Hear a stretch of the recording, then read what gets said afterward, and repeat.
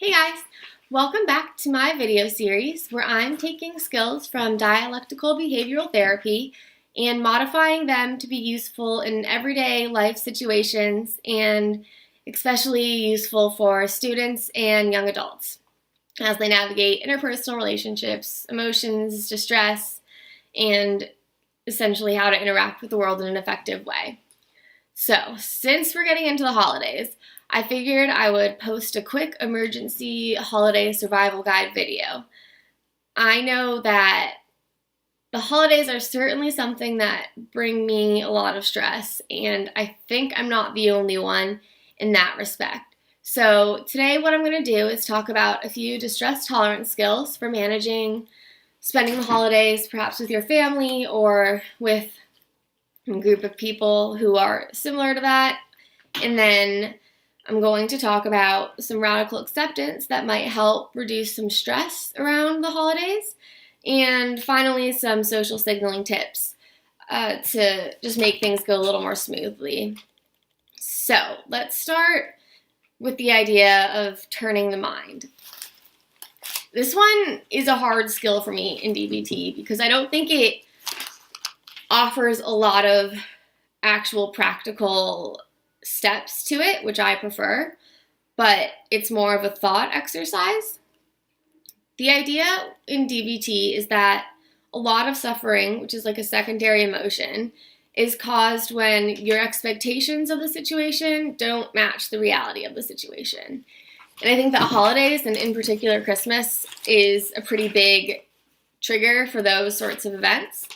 I think that between the media representation and all the feel-good family movies about Christmas and the way people talk about it, and you're supposed to be X amount of excited over gifts, and just there's a lot of expectations for emotions, I think, that need to be displayed during Christmas. And for me, that's really difficult because I have trouble sometimes emoting emotions externally. So I feel this constant pressure to try to live up to whatever emotion I'm supposed to be emoting, and I get so caught up in that, I don't really think about what I'm actually feeling, which is an interesting dilemma. So the turning the mind skill is all about how to address that and sort of push past it so that you can be genuine and also acknowledge that being genuine might mean not meeting expectations, or might mean that your expectations for yourself need to change a little too.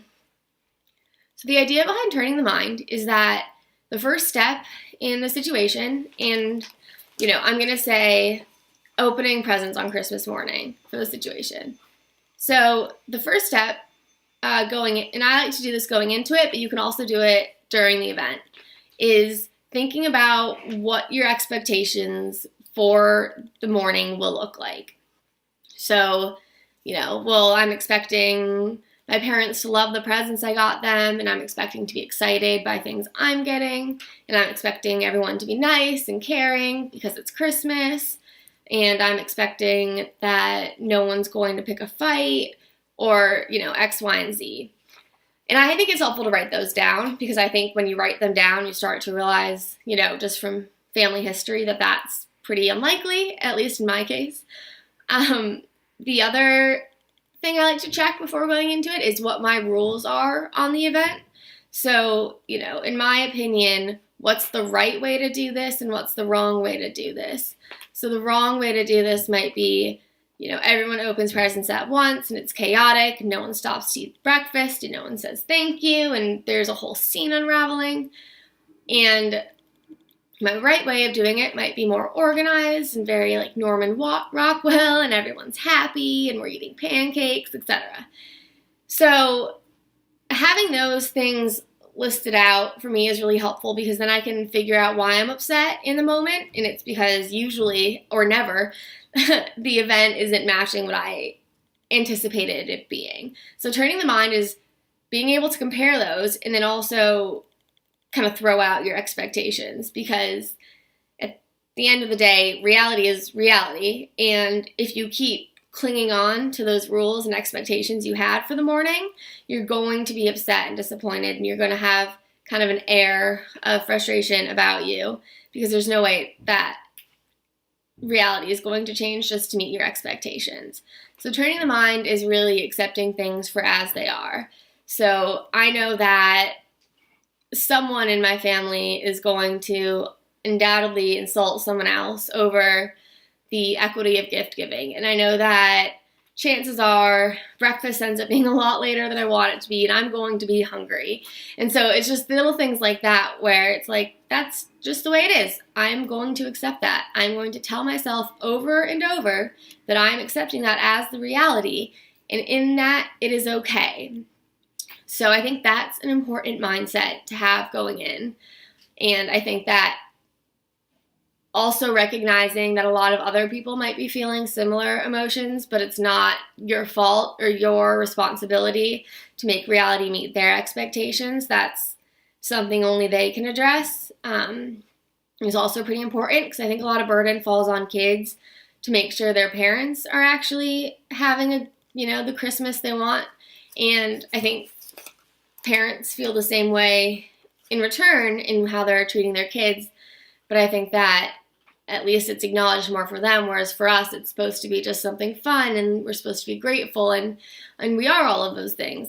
But there's also this element of stress in trying to meet your parents' expectations for a holiday when those expectations might not be too practical or might be out of your control completely. So giving yourself some credit and some compassion for those things as well. So that's kind of the broader mentality. It is a skill, but I think it's more of a way to think about things. And then I have a couple distress tolerance skills I like to use at family gatherings.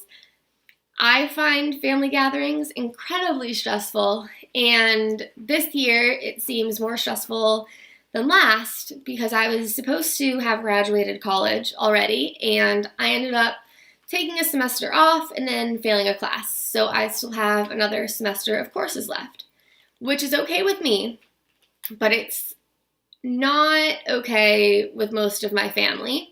And I seem to have the identity as being the smart one. So I'm kind of walking into an environment where I have not been meeting expectations in people's minds for a while. And that I find very stressful, and I have a tendency to get angry about it when in reality what I'm feeling is usually sad or hurt. So keeping mindful of the emotions that I'm feeling so I can label them and figuring out what skill to use is helpful. But also there are some distress tolerance tips that work for this kind of thing and pretty much anything that gets you inflammatory or like worked up during the holidays. So the first distress tolerance skill I want to talk about lies within the tip skills, which are the skills that change your body chemistry in order to help reduce distress or at least distract yourself from it. So the one I find most effective, and it took me a while to get sold on it because at first I felt ridiculous doing it. As a pretty over-controlled, self-conscious person, a lot of times the idea of using skills for me is difficult because my judgment is usually along the lines of, that's so dumb, I should be able to do that anyway. That's so juvenile, I should just be able to handle it. When in reality, I can't handle it, or I would have, and using skills isn't actually avoiding handling it, it's just handling it in an effective way instead of whatever it was I was doing before. So that's my little caveat on skeptics out there. Anyway, the distress tolerance skill, the tip skill I want to talk about is activating your diver's response. So when you submerge your face in cold water, any water, your body assumes that you're kind of diving or going to be underwater, and it starts to conserve energy. So your heart rate slows down, your breathing slows down, your thoughts slow down, everything kind of goes into conservation mode.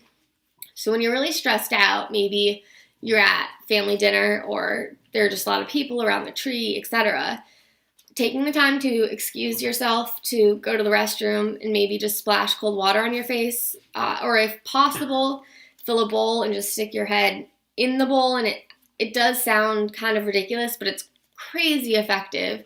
And it only takes a couple seconds for it to start working. And typically what I'll do is just hold my breath for as long as I can and then come back up. And I definitely notice my entire body has calmed down, which gives me a little space to step back and let my thoughts calm down as well. So that's one that you don't really need any materials for. Worst case scenario, you smudge your makeup a little, but it's pretty inconspicuous and an easy thing to do in the moment, even during holiday madness. The other thing that I like to do falls into the improve the moment distress tolerance skill. And we talked about mindfulness and how you should be aware of what's going on around you and accept that rather than accept whatever thoughts you have in your mind as reality. However, this skill is sort of doing the opposite, but it's doing it for specific lengths of time. So essentially, I like to call it just daydreaming. But the improve the moment skill, for me, what I usually do when I can tell a situation's getting tense or I'm really uncomfortable with what's being spoken about but don't want to make it worse, or I'm just exhausted from the fake smiles and the questions about school and life that I don't want to be answering, whatever, I like to set a little timer on my phone for like 5 minutes and just give myself permission to completely check out for 5 minutes. And sometimes I'll come up with my own little daydream. Sometimes I'll sort of replay a show or a movie that I've seen recently that made me laugh.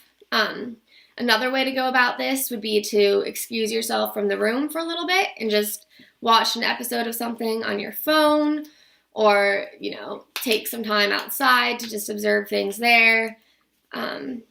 Another useful trick, if you do have the space to actually step away for a couple minutes, is to look at videos that make you laugh, or that you can at least fake laugh to.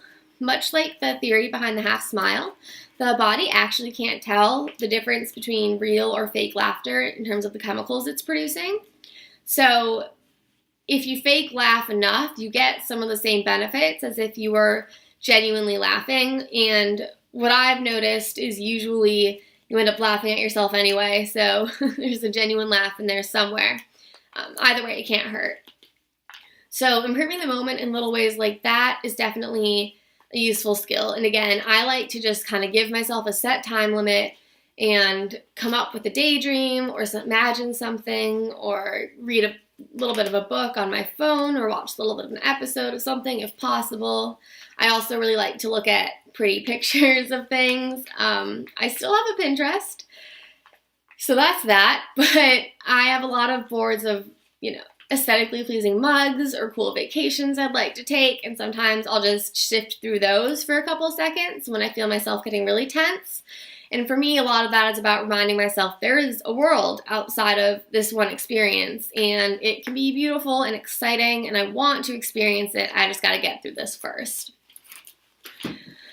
So the last distress tolerance skill I'm going to talk about for the holidays is, I think, very relevant if you have to be home for longer than just a day or two, especially if you're on break from school. Those can be pretty long, and if you're stuck home on break from school for all of the time, it's a lot of recipe for conflict.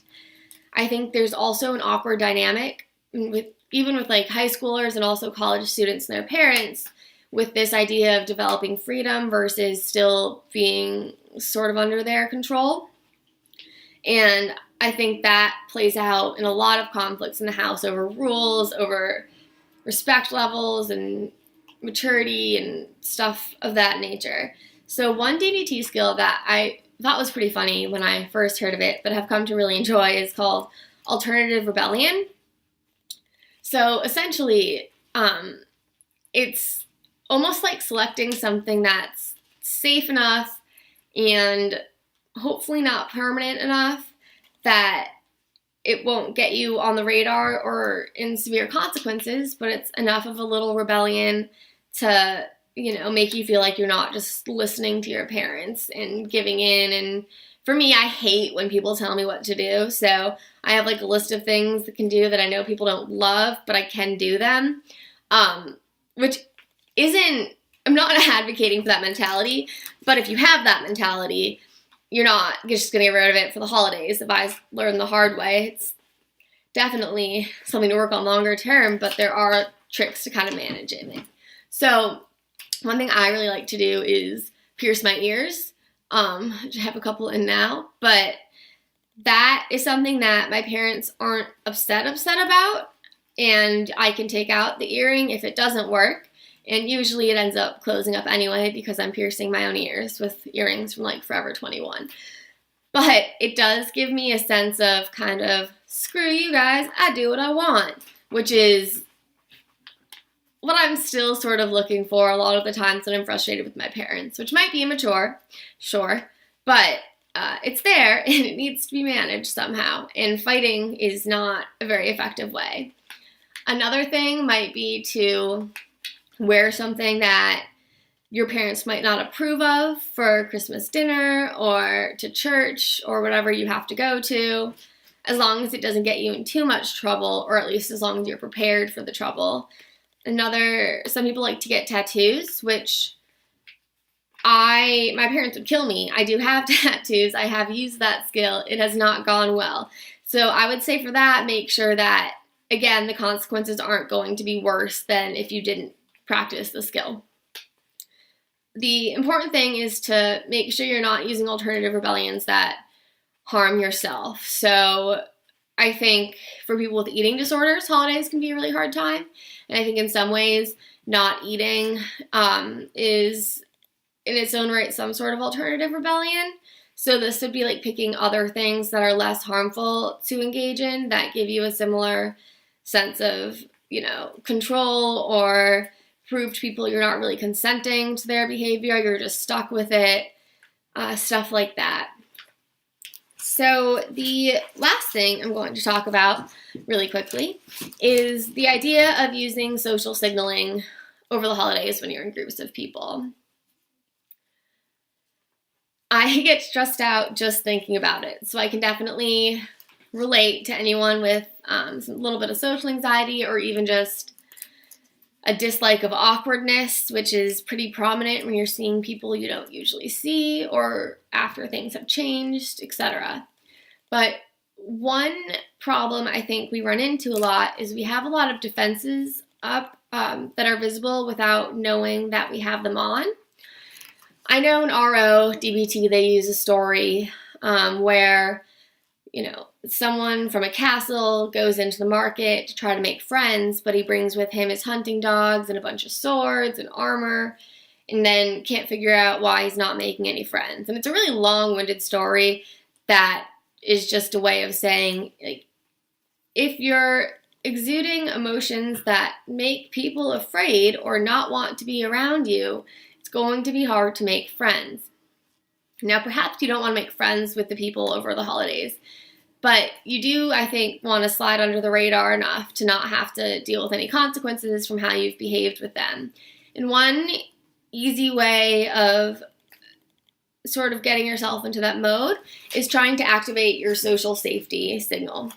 A lot of times when we're in situations that are overwhelming, or like the guy with the swords who went to the market, we have our threat systems up, and people can tell just by your expression within a couple seconds sort of what you're giving off, and they respond to that almost more than they respond to what you're actually saying. So you could be having a really friendly conversation with a relative, but if you're standing like this and pouting and you're mumbling a little bit, you can be saying something that's even like, I really like getting to see you again. I've missed you. I'm glad you're here. I'm just really like, the holidays are cool. But when you're saying it like that, it does not come across as congruent. Versus the RO trick, which is, it's called the big 3+1. But essentially what it is you take a deep breath, let out an audible sigh, lean back in your chair, or if you're standing, just relax your shoulders, nod, and then give a half smile with an eyebrow raise. So it's kind of like, if you feel yourself getting tense and you're like this, it's like, in like adopting a more relaxed positioning. And that goes a long way in terms of how people interact with you. And because of mirror neurons, the more relaxed and amicable you seem, the more relaxed and amicable the person you're interacting with will be, because we do have a tendency to mirror the affect of those around us. So those are my quick tips for the holiday.